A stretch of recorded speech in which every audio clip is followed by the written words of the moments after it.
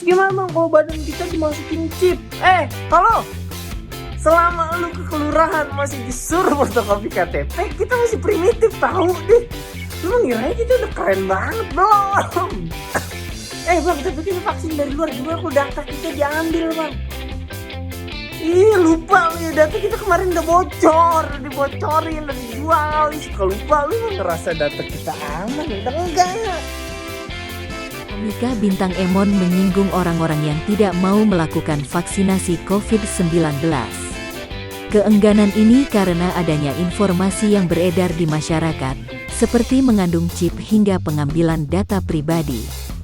Menurutnya, vaksinasi justru memberikan perlindungan tubuh dari virus asal Wuhan, Cina itu guna mencegah agar tidak mengalami gejala yang cukup parah. Ia berharap, setelah semua orang melakukan vaksinasi tidak ada lagi alasan bagi pemerintah untuk memberlakukan PPKM darurat seperti sekarang ini. Hormat, buat teman-teman yang udah vaksin. Biar kita semua ada perlindungan badan, ya. Biar gak ada alasan lagi bikin PPKM, rese kayak gini, nih.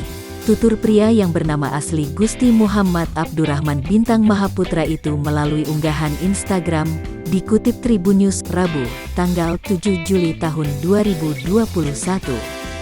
Tak hanya itu, Bintang Emon lanjut menjelaskan bahwa pemerintah akan bertanggung jawab dengan memberikan arahan apabila ada seseorang yang mengalami efek samping akibat vaksin COVID-19.